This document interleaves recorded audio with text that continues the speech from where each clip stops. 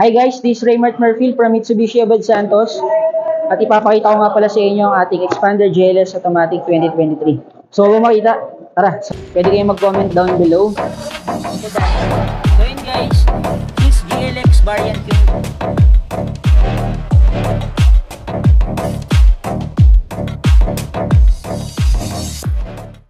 yun, bago nga pala tayo mag-start sa ating Expander demonstration, kung hindi ka pa nakasubscribe, please like and subscribe.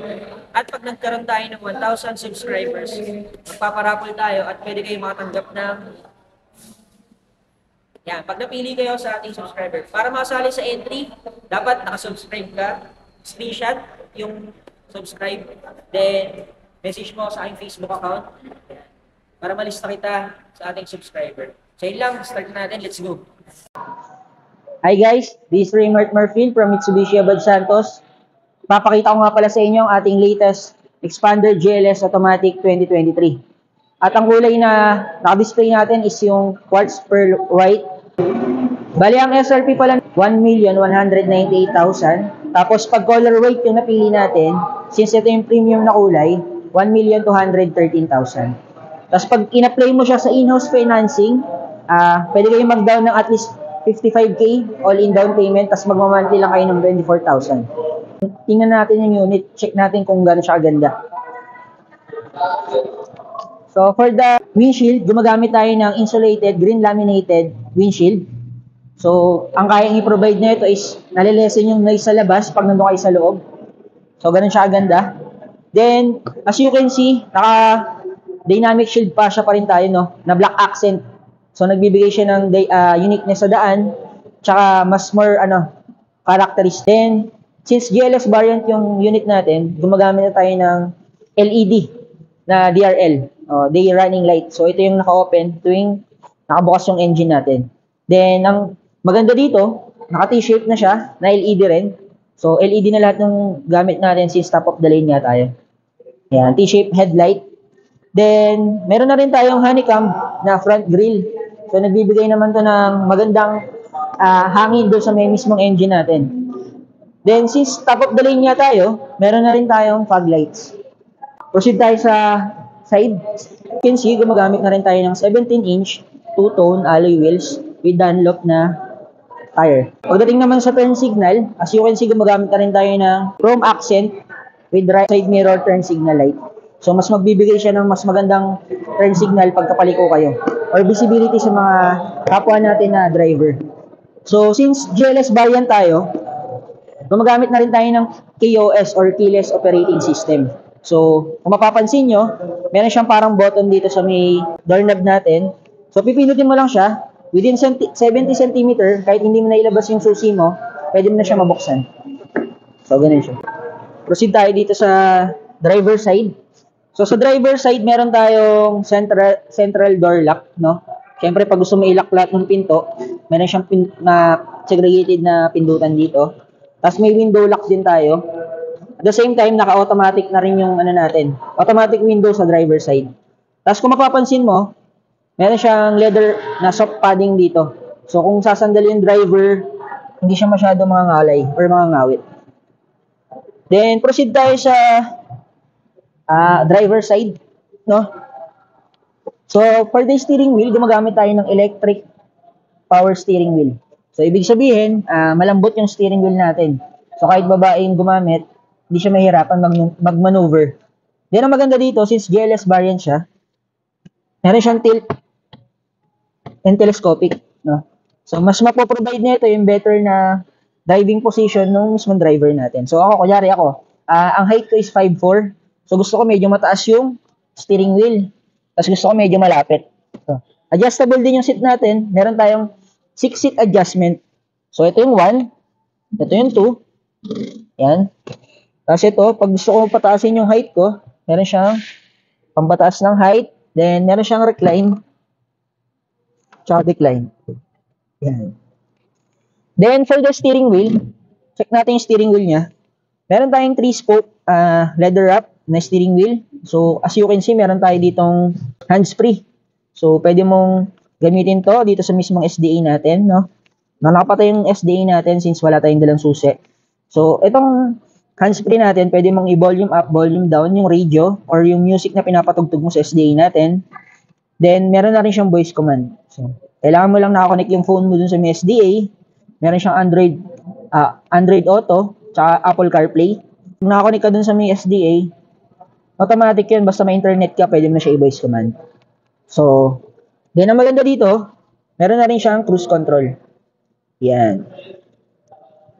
So, sa cruise control naman natin, ang purpose nito is ka nasa long drive tayo, meron tayong mini-maintain, syempre na bilis. Kumbaga, hindi naman tayo lahat gusto natin yung na speed ba. Kumbaga, hindi natin gusto na susobra tayo doon kasi hindi nga natin kaya i-drive. Since meron tayong cruise control, pag na-meet mo na yung requirements na gusto mo or na-meet mo na yung kph mo, so example, naka 60 kph ka na. So, yun yung pinaka-gusto mong gusto mong andar. So, nasa maluwagang area. Pipindutin mo lang tong button na to. Pag napindot mo na yung button na to, automatic, nakaset na yun doon. Kanya, naka 60 kph ka, pindutin mo to. Tapos, pindutin mo yung set. Pwede mo nang bitawan yung gas niyan. Automatic na siyang andar. So, andar siya kahit hindi ka nakagas. So, maiwasan na yung foot fatigue. Tapos, na-maintain pa kung gaano kabilis yung sasakyan natin. Na-maintain yung pinakagusto mong bilis ba. Tapos, ang maganda dito, guys, meron na rin siyang SRS airbags. So, sa front driver natin, tsaka siyempre sa front passenger, meron siyang airbags both. So, safe tayo dito. Then, gumagamit na tayo ng digital single zone aircon. So, lahat yan digital na. Ayan. Max Cool, meron na rin tayong Max Cool para at least kung medyo mainit yung sasakyan nyo na nag-park kayo sa labas, mas mabilis lalamig yung sasakyan nyo. Or makakapag-under agad kayo, hindi kayo mainitan sa loob. Then, ang maganda dito, so gamit na tayo ng electronic handbrake tsaka brake auto hold. So, ang purpose nito, since electric siya, pull up na lang siya tsaka push down. Ganun lang siya gagamitin. Ngayon, yung brake auto hold natin, ang purpose nito para maiwasan din yung foot fatigue. So, iniwasan talaga ni Mitsubishi na kumbaga mapagod yung driver natin. Lalo na dito sa Manila. So, di ba sa Manila, maraming stoplight, traffic, ganun.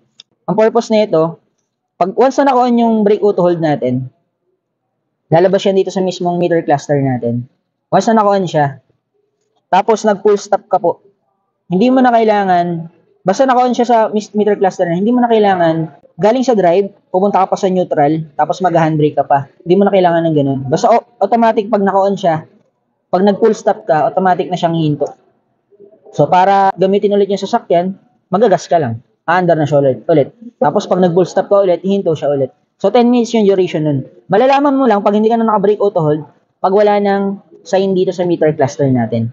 So, ganun siya. So, naiwasan din yung foot fatigue. Gusto talaga ni Mitsubishi komportable yung driver kasi doon nakasalalay lahat sa driver. So, yun. Since, sabi ko nga, comfortability talaga si Mitsubishi, meron siyang armrest. So, sa armrest natin, maganda dyan, medyo malaki yung, liter capacity niya. So, pwede ka maglagay ng malalaking, tubig or mga soft drinks in can, yan. Tapos meron na rin tayong tissue holder. Tapos proceed tayo sa second row. Yun nga pala guys, no? 45 liters capacity na pala yung gasoline natin, no? So yung expander pala natin is gumagamit ng gasoline. So proceed tayo sa second row. Ano bang advantage ng expander sa ibang brand? So unang-una pala, kung mapapansin nyo, mataas yung ground clearance natin, no? Gumagamit na tayo ng 225mm ground clearance. So, para naka-SUV kahit na MPV pa lang yung gamit mo. Then, for the second row, kung mapapansin nyo po, napakalawak nung natin. Nung pinaka-opening nung pinto. Yan. So, kung magpapasok kayo ng gamit or papasok, medyo malalaki kayong tao, mas makapasok kayo. Sa iba kasi hanggang dito lang. Naka-expander, mapapansin nyo sagad siya. Ayan. Oil masisandi pa. Then, guys, no, baka ma-misinterpret nyo, yung GLS variant natin, hindi pa siya naka-leather. Ito ata, for release kasi to. So, yung unit natin, pina-customize nung kliyente. So, naka-leather siya. Pero yung mismong unit natin na GLS, naka-high fabric cloth. Tapos yung naka-leather natin na seat, yun yung expander cross. So, itong GLS, pa lang siya, high fabric cloth. So, yun, sa second row, kung mapapansin nyo, medyo malawak yung legroom. Ayan. Makikita mo dito yung additional speakers. Then, meron siyang mga socket no? So, meron tayong Type-C tsaka USB charging port, no? Kung naka Type-C ka, pwede ka mag-charge dito. So, yun yung binibenta talaga ni Mitsubishi, yung comfortability. Tapos, adjustable din yung upuan natin. Kung medyo maliit naman yung sasakay sa second row, tapos malaki sa likod, pwede mo siyang i-adjust. Kasi ang maganda dito, pagka dalawa lang naman yung sasakay dito sa second row, meron siyang armrest. No? Ayan. So, parang luxurious type ba? Kunyari, ikaw yung may-ari ng sasakyan. Tapos, may driver ka naman. Pwede ka dito sa likod, second row. Medyo chill-chill ka lang. May dala kang, Starbucks, ganun. Tapos, dito yung partner mo, sa driver. Yan, di ba? Medyo chill. So, yun. Tapos, ang maganda dito, guys, lahat ng upuan natin natutupi. So, kung papasok naman pala yung sa third row natin, gagawin mo, ito yung pinaka lever natin.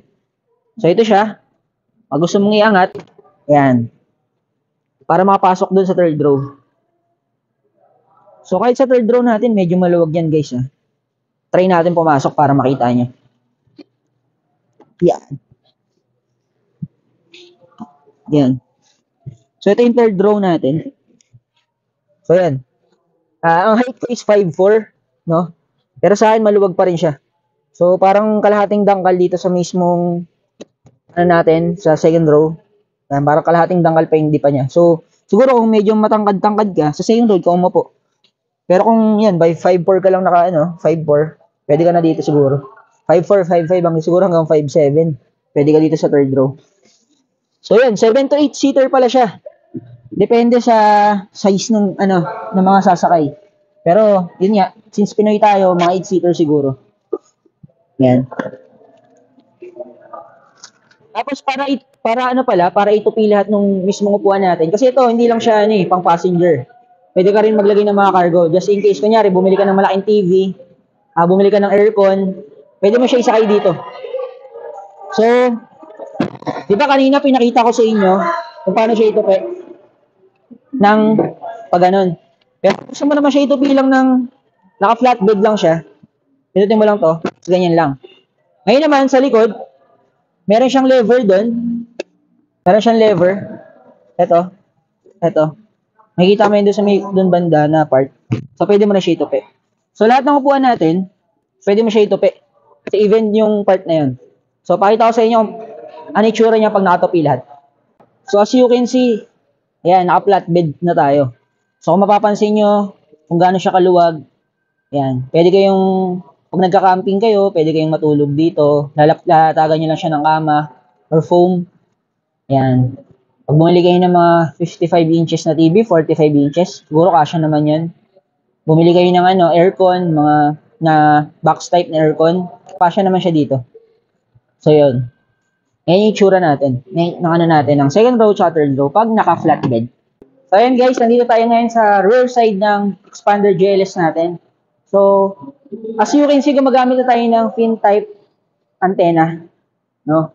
Then, meron na rin tayong rear spoiler with brake light, no? So, nagbibigay siya ng mas magandang ability sa mga driver natin na nasa likod. So, pag nag-brake kayo, makikita nila agad. Then, gumagamit na tayo ng T-shape na tail light. LED na po siya lahat. So, halogen yung natin, turn signal light sa rear. Then, meron na rin tayong rear reflector. So, kung naka-parking tayo sa mga madilim na daan, at least kahit paano, magkakaroon ng sinag yung mga driver na dumadaan doon sa may pinag-parkingan natin. Tapos, ang maganda dito guys, meron na siyang reverse camera. So, yun. So, once na nag-reverse kayo, meron kayo additional visibility. No? Then, meron na rin siyang rear defogger with wiper. No? So, kung umuulan, so, mas maiwasan din natin na mag-moist yung pinaka-likod. Natin yung likod. So, yun din yung advantage ng expander natin kumpara mo sa ibang brand, no? Sa ibang brand kasi, once na binuksan mo yung likod, yung capacity niya dito medyo maliit. So, ito kung mapapansin mo, may spacious area pa siya, no? So, medyo maluwag pa. Ayan. Ayan. Parang kumbaga, makapaglagay ka pa ng mga baggage, ganun. Tapos, ang maganda pa dito, meron siyang additional na tray sa baba. So, kunyari, marami kayong sapatos or din siya ilagay dito. Yan, sa area na yan. Tapos, safe yung spare tire natin. So kung gusto mong kunin yung spare tire, kailangan buksan mo muna itong likod. So dito mo siya kukunin sa mismong loob natin. So safe siya. Hindi siya basta-basta mananakaw. Then, meron na rin tayong basic tools na kasama. Dito mo naman siya makikita. Yun. So yan. Yun lang naman yung sa likod natin. Tapos proceed tayo sa front passenger.